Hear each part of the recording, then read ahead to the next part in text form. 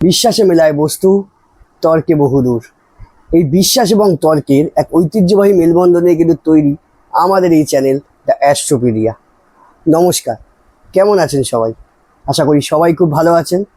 Welcome to the অ্যাস্ট্রোপিডিয়া।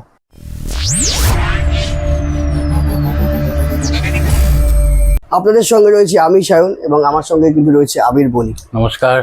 নমস্কার। নমস্কার। আমরা আগের ভিডিওটি থেকে আপনাদের কাছ থেকে অসংখ্য ভালোবাসা পেয়েছি, তো আমরা আশা রাখবো যে এই ভিডিওটিতেও আপনারা সমানভাবে ভালোবাসা দেবেন আমাদের। আমাদের আজকে আলোচ্য বিষয়টি হলো আমাদের কটি রাশি, গ্রহ এবং তাদের কি কি কার্যকারিতা। বেশ, কটি রাশি? রাশির প্রসঙ্গে আসতে গেলে আমাদের জানতে হবে কালপুরুষ। একটি কালপুরুষ বা বিশ্বমানব, তার 12টি অংশ, 12টি রাশি। কালপুরুষের প্রথম রাশি মেষ, দ্বিতীয় বৃষ, তৃতীয় মিথুন, চতুর্থ কর্কট, পঞ্চম সিংহ, ষষ্ঠ কন্যা, সপ্তম তুলা, অষ্টম বৃশ্চিক, নবম ধনু, দশম মকর, একাদশ কুম্ভ এবং দ্বাদশ মীন। অর্থাৎ কালপুরুষের একটি পুরো বডি স্ট্রাকচারের 12টি ভাগ রয়েছে। ঠিক আছে, এই 12টি ভাগকে 12টি রাশির সাথে তুলনা করা হয়েছে এবং 12টি রাশির 12টি রকম জাস্টিফিকেশন রয়েছে এবং তাদের নিজস্ব ক্যারেক্টারিস্টিক্স, এবং সব মিলিয়ে তারা নিজস্ব পঙ্খিতে চলে। এবং এখানে রাশির মধ্যে অন্যতম একটা বিষয় হচ্ছে যে কে কাকে কি নজর, কার কোন ডেপথে কে বসে রয়েছে এবং কোন গ্রহ কিভাবে কোন অ্যাঙ্গেল থেকে কাকে দৃষ্টি দিচ্ছে, এর একটা বিরাট সমীকরণ রয়েছে রাশির মধ্যে। তো আমার নেক্সট কোশ্চেন যেটা ছিল সেটা হচ্ছে গ্রহ। আচ্ছা, গ্রহ, আমাদের কটা গ্রহ এবং তাদের কি কি কার্যকারিতা আমরা যদি সংক্ষেপে একটু জেনে নিতে পারি। শিওর। গ্রহ হচ্ছে টোটাল 9টা। দর্শক বন্ধুদের বলা উচিত গ্রহ হচ্ছে টোটাল 9টা। প্রথম গ্রহ কে? রবি। রবি মান, যশ, প্রতিপত্তি এইগুলোর কারক। দ্বিতীয় গ্রহ চন্দ্র। চন্দ্রকে, চন্দ্র আমাদের ইমোশন, আমাদের মন, আমাদের মা, এই জাতীয় জিনিসগুলোকে চন্দ্র ইন্ডিকেট করে। তৃতীয় মঙ্গল। মঙ্গল মানে জেদ, আত্মপ্রত্যয়, সেলফ কনফিডেন্স, মঙ্গল। চতুর্থ কি? চতুর্থের দিক থেকে চলে আসে বুধ। বুধ মানে কি? Communication, power of business, knowledge. যদি চলে আসি বৃহস্পতি বা জুপিটার, জুপিটারও সেম কাজ, জ্ঞান, তিনি গুরু, তিনি জ্ঞান দিচ্ছেন, তিনি আমাদের নলেজ বাড়াচ্ছেন, বৃহস্পতি। শুক্র, ভেনাস। শুক্র হচ্ছে লাক্সারি, বিলাসবহুল জীবনযাপন, ঐশ্বর্য, সৌন্দর্য, সব কিছু কামুকতায় ভরে রাখে শুক্র। শনি, তিনি ন্যায়ের কারক, তিনি দণ্ড দেন, তিনি কিন্তু জীবনকে শুধরে দেন মানুষের, তিনি শনি। আর দুটি গ্রহের কথা আসা যাক, রাহু এবং কেতু। এদের কোনো ভৌগোলিক অবস্থান নেই, এরা দুটোই হচ্ছে ছায়া গ্রহ। রাহু কি? আমাদের এতটুকু মুন্ডটুকু হচ্ছে রাহু, আর বাকি ধরটা হচ্ছে কেতু। আমাদের সেই পুরাণের মাইথোলজির কনসেপ্ট, যখন ভগবান বিষ্ণু ওদের চক্র দ্বারা খণ্ডিত করে দিয়েছিলেন, সেই হচ্ছে রাহু কেতু। রাহু কি করায়? যেহেতু মাথাটুকু, ও প্রচুর ইনোভেটিভ সেন্স, ও প্রচুর কিছু ভাবাবে লোককে, হাইলি অ্যাম্বিশিয়াস, কিন্তু ফাংশন করতে দেবে না।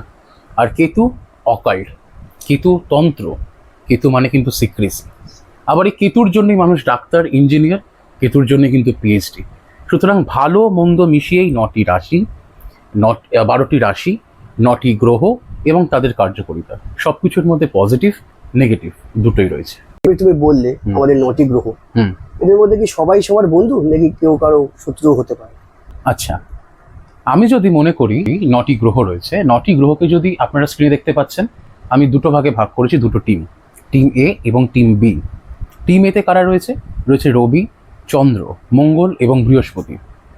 টিম বিতে রয়েছে শনি, শুক্র, রাহু এবং কেতু। মনে হতে পারে বুধ কোথায় গেল? বুধ নেই, বুধ আছে। কেন? সেটা পরে বলছি।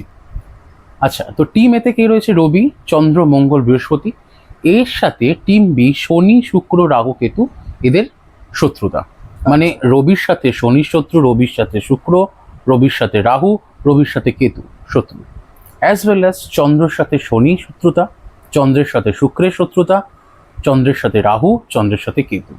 আবার মঙ্গলের সাথে শনির সম্পর্ক কিন্তু শত্রুতার সম্পর্ক, শুক্রের সম্পর্ক শত্রুতার সম্পর্ক, রাহু কেতু দুজনেই মঙ্গলের শত্রু। চলে আসি বৃহস্পতি। বৃহস্পতি শনি কিন্তু শত্রু, বৃহস্পতি শুক্র শত্রু, রাহু কেতু কিন্তু বৃহস্পতির আরো বড় শত্রু। তাহলে মিত্র কারা, কারা বন্ধু? রবি, চন্দ্র, মঙ্গল, বৃহস্পতি এরা একধারে বন্ধু। আবার অপরপক্ষে শনি, শুক্র, রাহু, কেতু এরা একধারের বন্ধু। ঠিক আছে, বুধ কোথায় গেল? বুধকে এবার তাহলে নিয়ে আসি। বুধ হচ্ছে শুধুমাত্র চন্দ্র এবং মঙ্গলের সঙ্গে শত্রুতা, বাকি সমস্ত গ্রহের সঙ্গে বুধের মিত্রতা। এই হচ্ছে 9টি গ্রহ এবং তাদের শত্রু এবং তাদের মিত্র। যদি চলে আসি এবং বিভিন্ন গ্রহের দৃষ্টি নিয়ে, প্রথমে যে চলে আসছি মঙ্গল।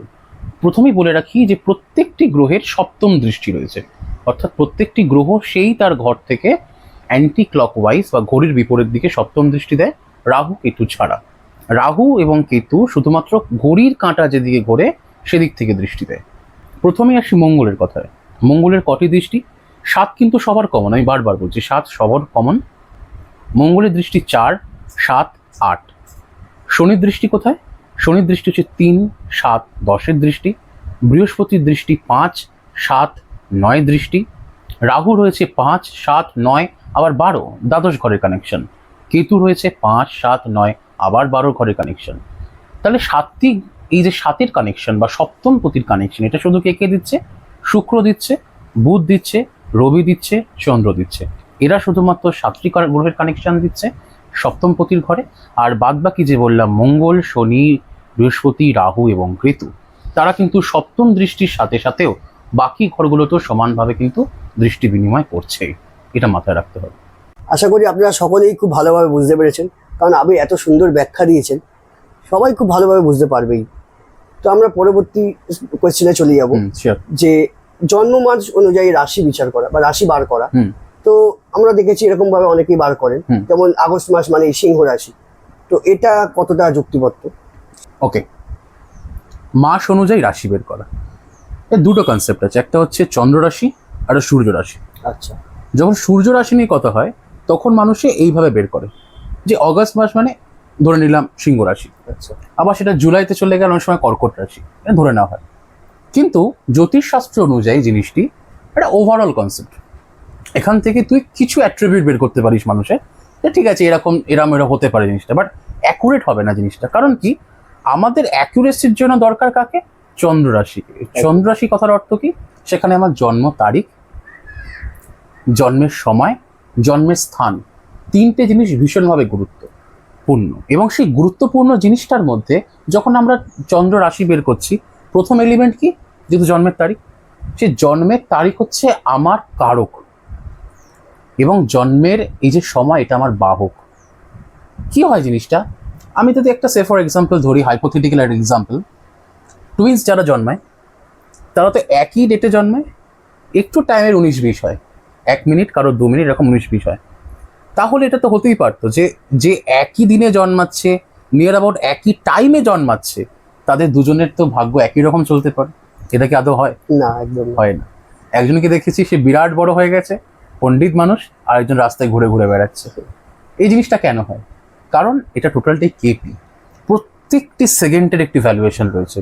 সেই জন্য যখন আমরা চন্দ্র রাশি বের করি, এটা হচ্ছে প্রধান, কারণ এইখান থেকে আমরা একটা মানুষের পুরো গতানুগতিক বিষয়টা বুঝতে পারি। কিন্তু সূর্য রাশির কনসেপ্টটা কি, ওই মাস অনুযায়ী কিছুটা হয়তো মিলবে, কিছুটা মিলবে না।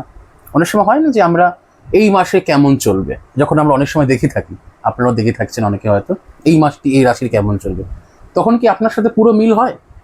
কিছুটা মিল হয়, কারণ ওটা গাণিতিক অংশের অর্ধাংশ, অর্থাৎ কিছুটা পার্ট। কারণ আপনার ওই যে ছক, 12টি ঘর, 9টি গ্রহ, তাদের অবস্থান, এটা হচ্ছে আপনার শেষ কথা। সুতরাং আপনি যদি এই শেষ কথা না শুনে যদি ওভারঅল অ্যাট্রিবিউট জানতে চান, তবে হচ্ছে মুনসাইন নয়, তবে হচ্ছে সানসাইন।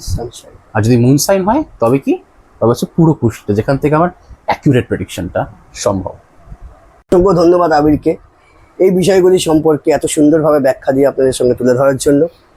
আপনাদেরকে অসংখ্য ধন্যবাদ, আপনারা এতক্ষণ ধরে আমাদের চ্যানেলের সঙ্গে ছিলেন, এবং আশা করি এই ভিডিওটা আপনাদের খুবই ভালো লাগবে। তো আমরা এরকম নেক্সট ভিডিওতে আমরা অন্য একটি তথ্য নিয়ে আলোচনা করবো আপনাদের সঙ্গে। ততক্ষণ এইভাবেই আপনারা যেরকমভাবে ভালোবাসা দিচ্ছেন সেরকমভাবেই ভালোবাসা দিয়ে যান, এটাই আমাদের একান্ত কাম্য। তো আমাদের চ্যানেলটিকে অবশ্যই লাইক, শেয়ার এবং সাবস্ক্রাইব করতে ভুলবেন না। নমস্কার। নমস্কার।